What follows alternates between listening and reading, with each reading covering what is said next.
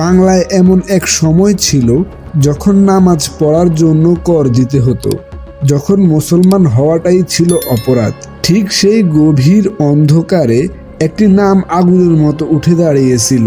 তার কোনো সিংহাসন ছিল না, তার কোনো সেনাবাহিনীও ছিল না, কিন্তু তার ছিল এমন এক শক্তি যেটাকে বন্দুক দিয়ে মেরে ফেলা যায় না, ঈমান। তিনিই বলেছিলেন, আমরা কাউকে বাদশা মানি না আল্লাহ ছাড়া। সেই মানুষটির নামই হচ্ছে শহীদ তিতুমীর। আজকের ডকুমেন্টারিতে আমরা উন্মোচন করব অন্ধকার বাংলায় কিভাবে ঈমানের আলো জ্বালিয়েছিলেন তিতুমীর। 19 শতকের শুরুতে বাংলা ছিল ব্রিটিশ সাম্রাজ্যের রাজস্ব মেশিন। যে মাটিতে ধান হতো সেই মাটিতেই মানুষের কান্না ঝরত। জমিদারি ব্যবস্থা শুধু অর্থনৈতিক শোষণ নয়, এটি ছিল সামাজিক অপরাধেরও এক যন্ত্র।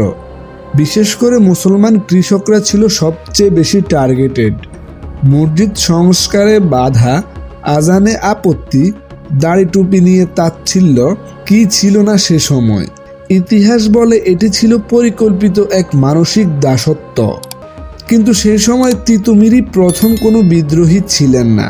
তিনি ছিলেন একজন শিক্ষার্থী, একজন ধর্মপ্রাণ মানুষ। তিনি বুঝেছিলেন সমস্যা শুধু শাসকের নয়, সমস্যা হলো ভেতরের ভেঙে পড়া। মানুষ ভুলে গিয়েছিল সে কার গোলাম আর কার গোলাম নয়। ঠিক সেই সময় তিতুমীর মানুষের ভেতরে একটা প্রশ্ন ঢুকিয়ে দিয়েছিলেন, যদি আল্লাহই সর্বশক্তিমান হন এবং আল্লাহর কাছে আমরা মাথা নত করি, তাহলে আমরা কেন আমাদের মতো আরেক মানুষের সামনে গিয়ে মাথা নত করব?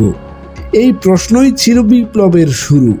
এখানে একটা ভুল ধারণা আছে। অনেকে ভাবে তিতুমীর ধর্ম ব্যবহার করেছিল রাজনীতির জন্য, কিন্তু এটা একেবারে সত্য নয়। কেননা অনেক ইতিহাসবিদে দাবি করেছিলেন যে তিতুমীর অনেক ধর্মপ্রাণ মুসলিম ছিল, কিন্তু সে কখনো রাজনীতিতে ওই ধর্ম ব্যবহার করেননি। তিনি কেবলমাত্র মুসলিমদের ঘুমন্ত হৃদয় জাগিয়ে তুলেছিলেন ঈমানের শক্তি দিয়ে, যাতে অন্যায়ের সাথে কোনো আপোষ না হয়।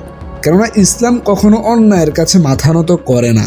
তিনি রাজনীতিকে চালিত করেছিলেন নৈতিকতা দিয়ে। তিনি কখনো রাজনীতিকে ধর্ম দিয়ে চালিত করেননি। তার কাছে ঈমান মানে ছিল অন্যায়ের সামনে নত না হওয়া, শোষণ মেনে না নেওয়া, দুর্বলকে শক্ত করা। তিনি মানুষকে অস্ত্র দেননি, তিনি মানুষকে তাদের আসল পরিচয় ফিরিয়ে দিয়েছিলেন। আর ইতিহাস সাক্ষী, যখন মানুষ নিজের পরিচয় ফিরে পায় তখন তাকে থামানো সবচেয়ে বড় কঠিন। ভাবুন, একটু ভাবুন, ক্ষুধার্ত মানুষ মৃত্যু ভয় পায় না, আর যখন সেই মানুষ বিশ্বাস করে তার মৃত্যু অর্থবহ হবে, তখন সে তো অপ্রতিরোধ্য হয়ে উঠেই। তিতুমীর কারো কাছ থেকে কিছু নেননি। তিনি সারা জীবন মানুষকে অনেক কিছু দিয়ে গিয়েছিলেন এবং পেয়েছিলেন শুধু একটু সম্মান। একজন কৃষক প্রথমবার এটা বুঝতে পেরেছিলেন যে সে শুধু করদাতা নয়, সে মানুষ হিসেবে একজন মুসলিম। একজন মা প্রথম অনুভব করেছিলেন তার সন্তানের ভবিষ্যৎ তার হাতেই গড়তে হবে। এই বিশ্বাসই মানুষকে তিতুমীরের সামনে বড় করে তোলে।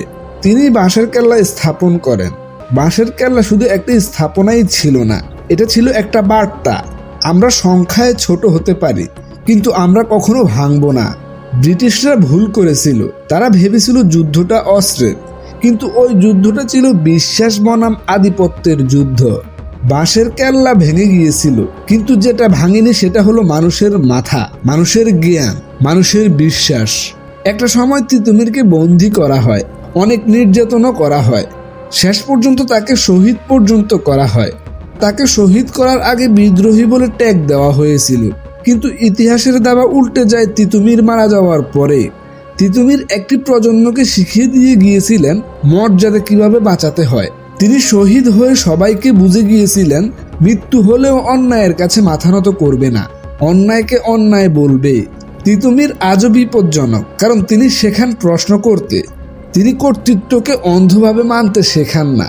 তিনি ধর্মকে ঘুম পাড়িয়ে রাখেননি, তিনি ধর্মকে জাগরণের শক্তি বানিয়েছিলেন। আজও যখন কেউ বলে এই অন্যায়টা ঠিক না, অর্থাৎ সেখানেই তিতুমীরের আত্মা জেগে ওঠে। আজ আমাদের সময় আলাদা, কিন্তু অন্ধকার কি শেষ? আজ কি অন্যায় নেই? আজ কি ভয় নেই?